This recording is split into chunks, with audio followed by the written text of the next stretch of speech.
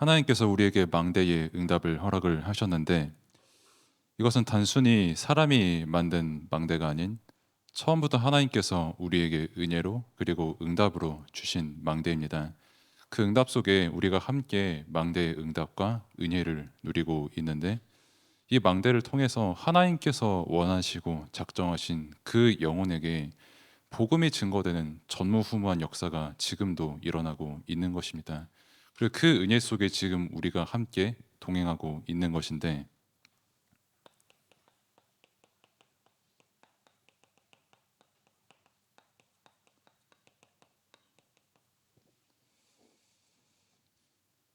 하나님께서 제게 몇 군데의 선교지를 가게 하셨던 경험도 있었고 또 이제 하나님께서 필리핀에 또 나름 몇 년 이렇게 살게 하시면서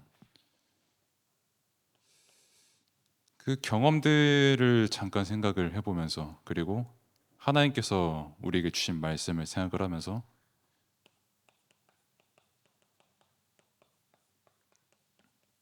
일단 애통함의 기준이 완전히 다릅니다. 하나님께서 복음 안에서 우리가 애통하게 하신 그 내용과 실제 종교심을 가지고 살아가는 그 현지인, 뭐 필리핀뿐만이 아니라 다른 나라도 다 사실 마찬가지죠. 그 사람들의 애통함의 내용과 그 기준이 완전히 다르죠. 주로 이제 무엇에 슬퍼하는가라고 했을 때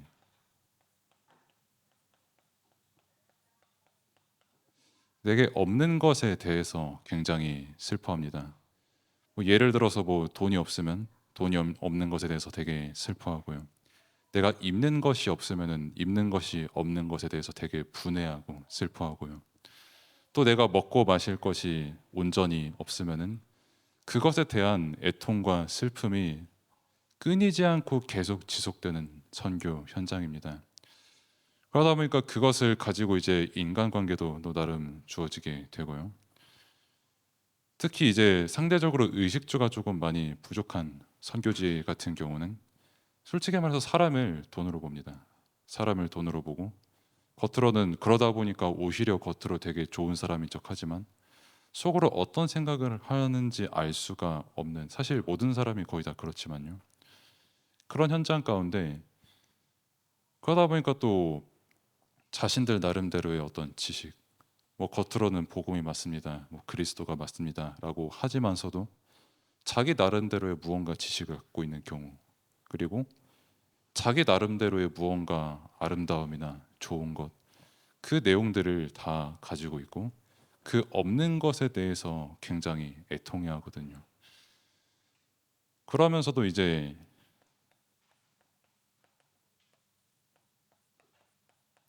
내가 이미 잃어버린 것에 또한 굉장히 슬퍼합니다. 뭐 의식주도 다 마찬가지고요. 특히 이제 뭐 추억이라든가 뭐 자신이 젊은 날 가지고 있던 뭐 아름다움이라든가 뭐 아니면은 좋은 기억들이 굉장히 많겠죠. 그런 잃어버린 것들에 대한 애통함이 계속되는 종교 현장이거든요. 그리고 이게 결국 상처가 되는 겁니다.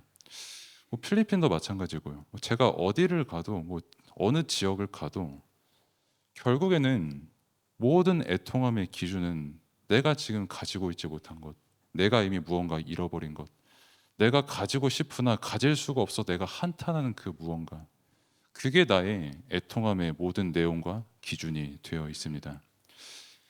그 작년에 이제 노화의 종말이라는 책이 출간이 됐죠. 그 데이비드 싱클레어라는 사람이 쓴, 실제 그분이 박사고 연구를 하고 있는데 세포 연구를 하고 있는데 본인 말로는 이미 연구가 되고 있다고 해요. 그 세포, 그 노화를 시키는 세포가 있는데 그 세포를 없애면 노화가 방지가 되고 도리어 젊어진다는 겁니다. 그러니까 예를 들어서 50살인 사람이 있으면 그리고 그 사람이 투여하는 그 주사를 맞으면 나이는 50인데 마치 20세와 같은 삶을 살아갈 수가 있다라고 이론을 내세웠고 본인이 직접 그 약을 스스로에게 투약을 했다라고 실제로 자기가 그렇게 어떤 증인으로서의 그런 지금 활동을 하고 있는 것이죠. 노화라고 하니까 사실 얼마 전에 제가 경기대를 갔거든요. 경기대 학생들 이제 만나서 이제 밥도 먹고 커피도 마시고 으쌰으쌰 하고 하다가 이제 밥을 먹고 이제 커피를 마시러 가는데 요즘엔 카페가 이제 디지털화 돼가지고 당장 뭐 맥도날드만 가도 키오스크가 이렇게 있거든요. 화면이 이렇게 있고 뭐, 뭐 메가 커피를 가도 그렇고 뭐 그럼 이제 뭐 버튼 있고 뭐 주문하세요 이렇게 나오잖아요.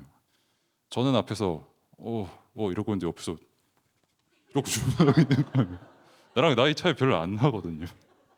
그때 내가 느꼈죠. 이른 세월이구나. 내가 5년만 젊었어도 내가 저 녀석들 따라갔을 텐데 하는 그런 생각이 한 2초 동안 들더라고요. 그러면 제가 거기다가 두고 진짜 내가 5년만 젊었어도 나 젊어져야 돼. 나 이거 너무 억울해서 못 살아. 이게 되게 정답이 아니거든요.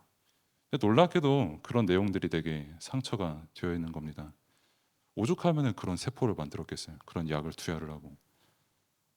그럼 내가 이제 60세지만 30세처럼 되니까 뭐 젊어지면 뭐 건강도 되고 좋은 점도 많겠습니다만은 사실 하나님께서 말씀하신 것처럼 그리고 성경에서 말한 것처럼 뭐 전도서 3장에서 말한 것처럼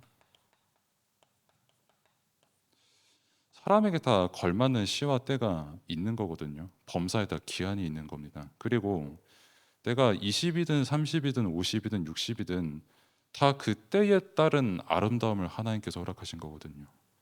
근데 그거를 모르니까 세월이 가면 갈수록 쌓이는 게 상처니까요. 내게 잃은 것만 기억이 나고 내게 없는 것만 계속 생겨나는 것처럼 그렇게 생각이 되니까 나를 보니까 애통할 수밖에 없는 겁니다. 근데 그 애통의 내용이 전부 육신적인 애통함이 될 수밖에 없는 거예요. 모든 선교지가 다 이렇습니다. 특히 필리핀 같은 경우는 뭐 저도 잠깐 경험했습니다. 일반 대학교를 다니고 있을 때 그 반의 교수님이면은 엘리트잖아요. 그것도 막 너무 나쁜 대학도 막 아니었는데 어쨌든 교수님이고 스페인 사람이고 엄청 엘리트고 많이 배우셨고 외모도 되게 격식 있으신 분이 그 반에 있는 한국인 2명을 일으켜요. 저 포함해서 그죠. 근데 필리핀에서 그때 지금 모르겠습니다만 그때 당시 한국인이면 되게 돈이 많은 사람 이미지였거든요. 니들 한국인이니까 일으킨 다음 니들 한국인이니까 뭐 책 공동 구매를 하는데 너희들의 돈 더 많이 내라. 니들 돈 많잖아라고 굉장히 많이 배우신 분이 귀티가 몸에 흘러 넘치시는 분이 그런 얘기를 하더라고요. 그러니까 자기도 모르게 이게 각인이 되어 있는 거예요. 되게 있는 사람이 없는 사람한테 베풀지 않는 걸 되게 죄라고 생각하는 그 생각이 있는 겁니다. 그게 교수가 될 만큼 어마어마하게 많은 공부를 하고 배우셨어도 상처가 안 없어지는 거예요. 내가 잃어버리는 것에 대한 두려움은 계속 쌓여가는 겁니다. 인생을 살아갈수록. 그럼 또 반대로 우리가 감사해야 될 내용이 무엇인지도 말씀을 통해서 받았거든요. 내가 무엇에 대해 감사해야 되는가. 이것도 똑같이 내가 가진 것에 대해서만 감사를 하거든요. 특히 조금 더 비겁하다라고 할 수 있는 거는 저 사람은 못 가졌지만 나는 가지고 있으니까 감사하다라고 여기는 경우도 선교지에 되게 많거든요. 그러면은 우리가 그 현장을 보면서 뭐 나는 이 정도 물질을 가졌으니까 나는 이만큼의 물질을 가졌으니까 그 물질 어떻게 될지 아무도 모르는 겁니다. 제가 중고등부 때도 잠깐 말씀을 드렸지만은 제가 화요일에 벌써 몇 번째 말한지 모르겠는데 교통사고 날 뻔했어요. 제가 그 우리 교회 자랑스러운 오산마 550층 카니발을 끌고 이렇게 가고 있는데 초록불이 이렇게 점등이 이게 딱 됐단 말이에요. 저는 이제 그 많은 하나님께서 인도하심에 따라서 운전 버릇이 지금 고쳐지고 있는 가운데 초록불이다. 초록불이다 하고 이제 옛날에는 밟자마자 이제 RPM 2가 떠야 좀 성에 찼는데 이제는 1, 스 하고 가는 그게 되게 너무 은혜스럽더라고요. 근데 이렇게 스 하고 가는데 초록불이 뜬 지 꽤 됐거든요. 내 뒷차 뭐 답답한 건 알 바 아니고 그건 죄송하고 아무튼 좌회전을 하면 안 되잖아요. 그럼 직진이니까 좌회전을 하는 거예요. 슝 하고 그럼 아시겠지만은 여기서 끼어들면은 운전석에 그거거든요. 그러면 이제 차가 이제 저한테 부딪히면 나는 이제 다리가 아파하기 시작하면서 좀 많이 걷는데 일단 불편함을 겪을 수가 있겠죠. 뭐 소위 말해 죽을 뻔했죠. 근데 뭐 하나님께서 아직 불러갈 때가 아니신지 잘 살려두시고 덕분에 이렇게 말씀을 저하는 은혜 자리이게 됐는데 그때 딱 생각을 하게 되더라고요. 아, 내가 가진 것에 대해 감사하는 게 이때는 진짜 아무것도 아니더라고요. 사람이 언제 갈지 아무도 모르고 말씀에서 우리에게 주신 것처럼 뭐 태어난 거는 정해져 있는데 가는 거는 안 정해져 있거든요. 하나님께서 불러가시면 가야 되는 게 사람이거든요. 근데 내가 가진 것에 대해 감사한다. 또 남들이 가지지 못한 것 내가 가졌으니 더욱더 두 배로 열 배로 감사한다. 그거만큼 의미 없는 게 없고 그거만큼 내 영혼을 죽이는 게 없습니다. 그럼 선교 그리고 성경이 말하는 그러면은 선교의 절대 망대는 뭐냐? 이 애통한 가운데 살아가고 자기가 가진 것에 대한 그 감사에 대해서 살아가고 육신적인 애통함만 가득한 현장 속에서 그럼 성경이 말하는 그 현장을 두고 우리가 세워야 될 선교의 절대 망대가 뭐냐라고 했을 때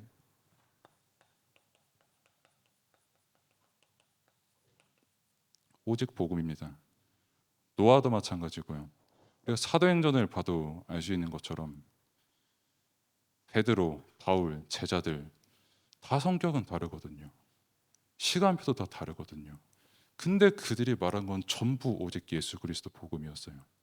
바울이 루디아를 만나서 아유 당신은 뭐 옷도 되게 잘 만드시고 하니까 이거 좀 해보세요. 이게 아니라 예수 그리스도. 야손 만났을 때 아유 당신은 되게 조금 중심이 좋으니까 아니요. 오직 예수 그리스도 말고 완전했거든요.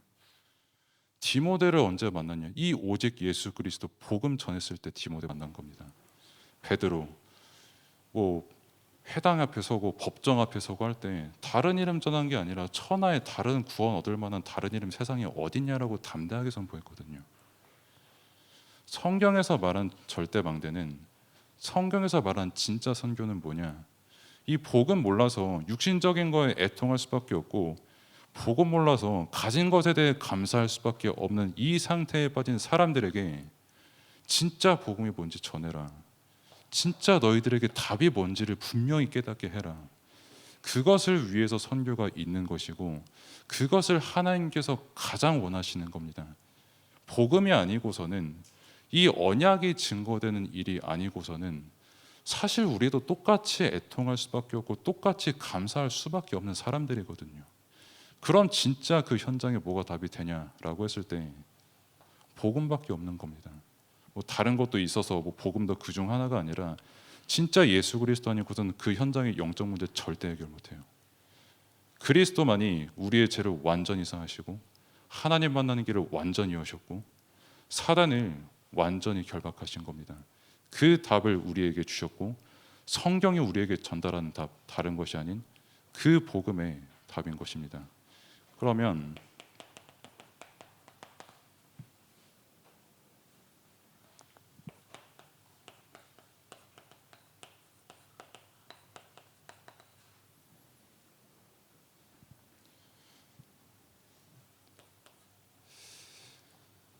이 절대망대에 그리고 선교의 흐름이 성경에 창세기부터 쭉 나오거든요. 사실상 1장부터 하나님의 창조부터 쭉 나오는데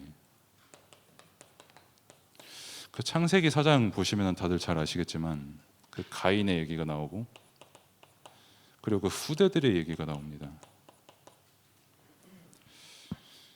그 가인이 자기 동생 아벨을 죽였잖아요. 자기 예배를 안 받으신 하나님 그리고 그거에 분노해가지고 뭐 그렇다고 해서 뭐 하나님께 직접 폭력을 휘두르는 그게 불가능하니까 자기가 열받으니까 자기 동생을 죽였거든요.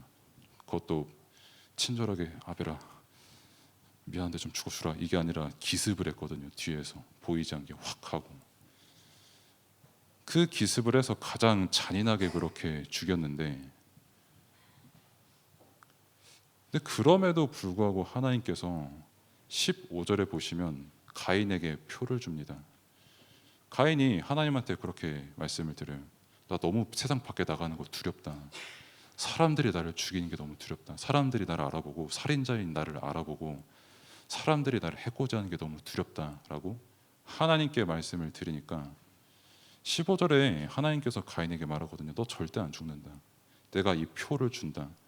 만약에 사람들이 너를 해코지 하면은 그 7배로 내가 그 사람들에게 되돌려 줄 거다라고 분명히 약속을 하시는데 16절에 바로 성벽 섰습니다. 하나님께서 직접 내가 너를 지켜준다라고 말씀하신 그 사실을 전혀 안 믿었어요. 하나님께서 너와 함께 하신다는 말, 그게 전혀 위로가 안 되고 믿음이 안 됐습니다. 그래서 가장 먼저 쌓은 게 성이에요. 내가 날 지켜야지. 하나님이 나를 어떻게 지켜? 말씀이 나왔지만은 그래도 내 능력으로 날 지켜야 돼 해서 성을 쌓기 시작했고, 그 성 내부에서 후대들이 계속 나타나기 시작을 합니다. 그래서 뭐 거기 후손들 쭉 보면은 뭐 유발 야발 쭉쭉쭉 해가지고 뭐 악기 만든 후손, 그리고 농기구 만든 후손, 뭐 농사 짓는 후손 해가지고 그런 후손들이 쭉쭉쭉 나오면서 결국에는 살인가까지 부르는 그런 창세기 4장의 흐름이었거든요. 그러면은 이게 뭐 단순히 옛날 얘기냐라고 했을 때 지금 똑같이 일어나고 있는 겁니다. 똑같이 성벽 쌓죠. 똑같이 무기 만들죠. 똑같이 영토 확장에 가장 힘쓰죠. 그리고 비옥한 땅 가진 나라를 보고 강대국이라고 하죠. 잠재력을 가진 나라라고 하고, 군사, 기술, 그리고 노래, 살인하는 노래. 뭐 다들 잘 아시겠지만 지금 요즘 나오는 노래들 들어보면은 아이고 너는 너무 귀하다. 넌 너무 착한 사람이야. 넌 너무 존귀한 사람이야. 없어요 그런 노래 잘. 뭐 내가 짱이다. 뭐 너 죽어라. 뭐 이런 노래밖에 잘 없거든요. 그리고 좀 이제 섬나라 조금 더 많이 아메리카 대륙으로 가면 이제 나 마약했다. 나 어제 뭐 누구랑 뭐 했다. 이런 노래도 쭉쭉쭉쭉 나오고요. 3000년도 더 된 그 흐름이 지금 똑같이 흐르고 있습니다. 그럼 왜 이 사람들이 이렇게 될 수밖에 없는 그 흐름 속에 있냐? 성벽을 쌓고 내가 저 사람들을 살인해가지고 내가 이겼다, 난 이 살인가를 부른다라는 왜 그 상태 속에 있을 수밖에 없냐라고 했을 때 하나님을 떠났기 때문에 그렇습니다. 하나님을 떠난 사람은 평생 그렇게 살 수밖에 없어요. 하나님께서 직접 약속하셨거든요. 내가 너 분명히 지킨다고. 안 믿었습니다. 못 믿었어요 말씀을. 안 믿어지니까 결국 이 삶을 살아갈 수밖에 없는 거거든요. 그러면은 반대로 창세기 5장을 보면은 가장 핵심되는 내용이 하나님과 동행한 사람들이 나옵니다. 거기서 이제 뭐 게난, 에노스, 야알랄렐 이렇게 쭉쭉쭉 나오면서 잘 아는 969세를 산 무드셀라도 이렇게 쭉 나오고요. 그리고 라멕, 여기서 나오는 라멕과는 다른 라멕이 나오고, 하나님과 동행하는 사람들의 후손 중에 노아가 나옵니다. 그 언약의 흐름이 계속돼서 하나님과 동행하고 하나님과 함께하고 하나님과 함께하는 그 삶을 누렸던 그 선조들 가운데, 그 계보 가운데 하나님께서 노아를 보내신 것이죠.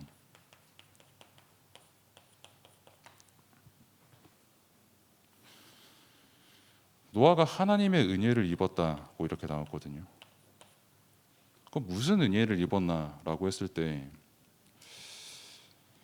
자신의 선조들이 솔직히 뭐 한 10년만 그 한 사람 봐도 배울 게 되게 많거든요.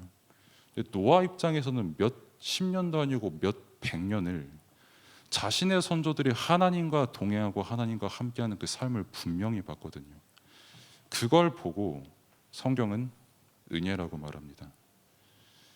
그러면은 그 노아가 입었던 은혜, 선조가 입었던 은혜, 뭐 구약에서만 존재하는 은혜냐라고 했을 때 지금 여러분들이 입은 그 방주의 은혜, 선조들의 은혜, 노아의 은혜가 여러분들이 입은 은혜예요. 똑같은 예수 그리스도입니다. 동일하신 성령께서 역사하신 일입니다. 3000년 전에 역사하신 성령과 지금 역사하신 성령 다르지 않습니다.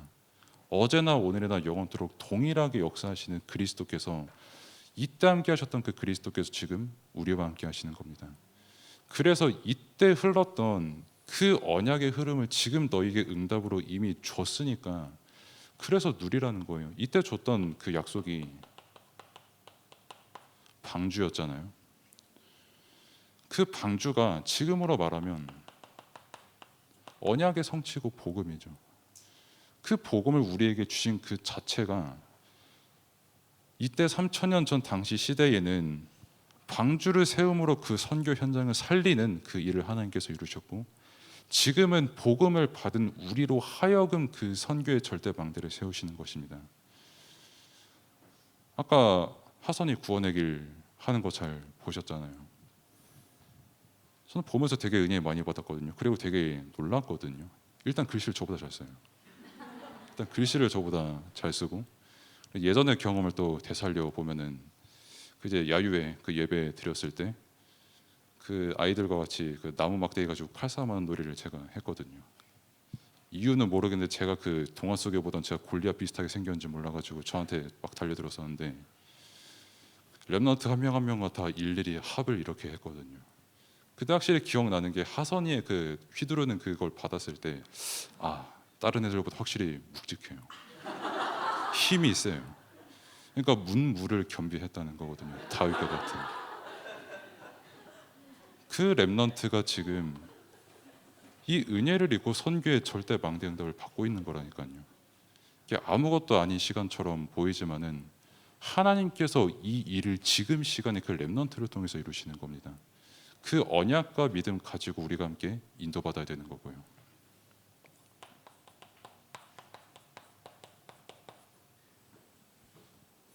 그러니까 노아 시대 때 현장 시간표는 어땠냐라고 했을 때,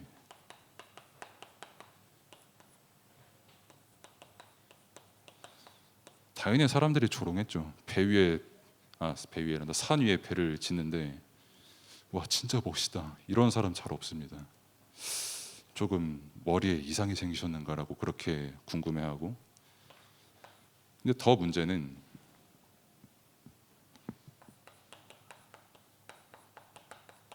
그 방법을 하나님께서 주신 방법이란 말이에요. 그 산 밑에서 사람들은 욕하죠. 하나님을 비웃고, 애초에 그러니까 타락을 했죠. 하나님을 비웃고 하나님께서 보내신 그 종을 비웃고, 구원의 방법인 방주를 비웃고, 말씀을 비웃고, 심판을 전혀 두려워하지 않는 그 사람들이 조롱을 하고 있는 현장이 지금도 똑같이 교회가 조롱을 받고 있습니다. 복음 가진 사람이 똑같은 내용의 조롱을 받고 있어요. 그래서 저 사람들이 왜 나한테 욕하지? 나는 되게 착한 사람인데. 이게 아니라 당연히 그럴 수밖에 없는 겁니다. 하나님을 모르는 사람들이라면. 그러면은 그 조롱 가득한 시대에 하나님께서 주신 방법이 방주라는 방법이거든요. 한번 생각해 봅시다. 하나님께서 우리에게 말씀을 주셨어요. 방주 지으라고. 잘 안 믿어집니다. 보통 산 위에 배를 지으라고. 내가 말씀 잘못 깨달았나? 말씀 잘못 받았나? 라고 사람이라면 당연히 생각을 합니다. 특히 밑에서 사람들이 조롱하고 있으면 더 그런 생각이 들 수밖에 없어요. 그래서 간혹 가다가 사람이 그런 생각이 들 수 있거든요. 나는 말씀대로 잘 이렇게 인도받고 말씀 받는 자리에 있는 것 같고, 늘 예배 자리이고 기도의 자리에 있는데 왜 이렇게 응답이 없는 것 같지? 라고 생각을 할 수가 있지만, 노아는 산 위에 배를 지었습니다. 그럼 그 순간순간마다 하나님께서 막 엄청나게 응답 주시고 전혀 그런 일 없었어요. 그냥 배 지었습니다. 하나님 잠깐 생각해보고, 나 그래도 고페르나무요? 그 나무 왜 그거 가지고 방주지요? 높이 360 규빗? 막 이렇게 말씀을 받잖아요. 지금으로 말할 것 같으면은 1만 평 전인교회 237 치유센터. 사람의 상식으로는 너무나도 동떨어져 있는 방법이거든요. 근데 그게 하나님의 방법입니다. 그 방주가 하나님의 방법이에요. 우리에게 주신 RUTC의 기도 제목, 우리에게 주신 237 치유센터 기도 제목, 내 상식과 다를 수 있어도, 나와 그 말씀이 안 맞을 수 있어도 그게 하나님의 방법입니다. 하나님께서 반드시 성취하실 하나님의 최고의 방법입니다. 그래서 노아는 그 말씀 가지고 따졌냐? 아니요. 그냥 아멘 했어요. 그럼 가족들은요? 같이 아멘하고 같이 순종하고 같이 배 만들고 같이 탔습니다. 방주에. 성경에서 말하는 게 그게 다예요. 사실 방주를 만들 기술, 자세 이런 거 하나님께서 방법 다 가르쳐 주셨습니다. 노아가 할 거는 딱 하나였어요. 순종하는 거. 그걸 우리는 오늘 강단 말씀을 통해서 온유라고 배웠죠. 그 말씀에 길들여진 자. 그 말씀에 전적으로 아멘하고 순종하는 사람. 내가 생각하는 방법과 다를 수 있지만 하나님의 방법이면 그저 아멘하는 사람. 그 사람을 통해서 선교의 절대 망대가 세워지고 하나님의 일이 반드시 성취가 되는 겁니다.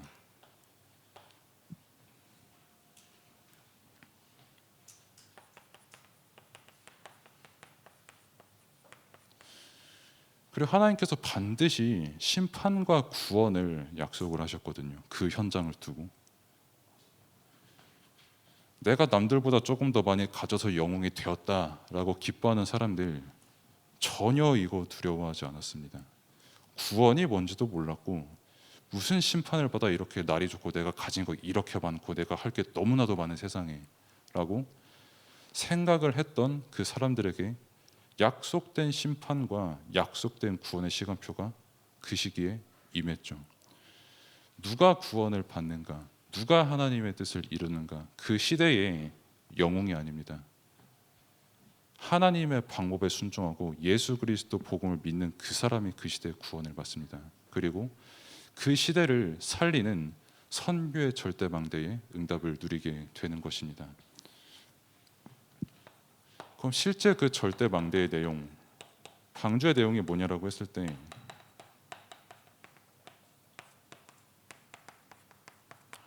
성삼위 하나님께서 함께 하시는 겁니다. 성삼위 하나님께서 가족들과 다 함께 하셨죠. 항해하는 그 순간도 다 함께 하셨죠. 항해하고 나서 배에서 하선할 때도 함께 하셨죠. 모든 순간에 다 함께 하셨거든요. 모든 것을 지으시고 배 만들어 주셨고 모든 것을 디자인해 되시는 분이 하나님이시거든요. 그 하나님께서 함께 하시는 그 내용이 절대망대 내용입니다. 그 절대망대는 그래서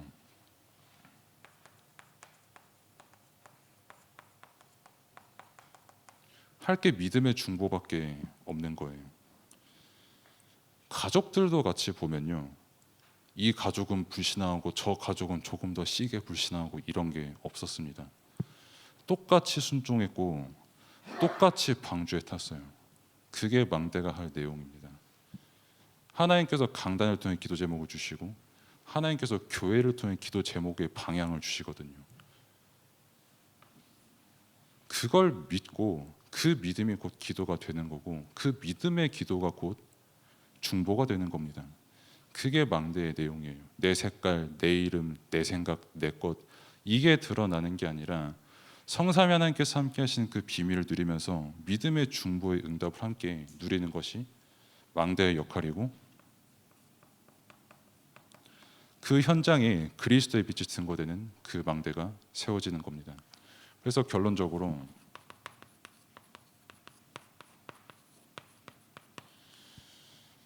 그럼 우리의 선교의 모델은 누군가라고 했을 때 예수 그리스도십니다. 우리가 마태복음 4장, 5장, 6장, 7장 이렇게 쭉쭉쭉 함께 보고 있고 또 인도받을 것인데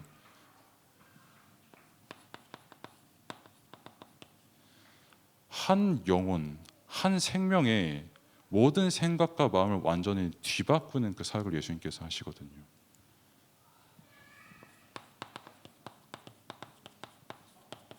그 한 사람의 전인 치유를 예수님께서 하시는 거거든요. 그게 우리의 최고의 선교의 모델입니다. 내 것 막 주장해가지고 막 내 생각 막 주장해가지고 이 사람 바꾸고 이게 아니라 그 사람의 그 현장의 모든 것에 그리스도의 말씀이 선포되는 거예요. 이게 최고의 선교 모델이고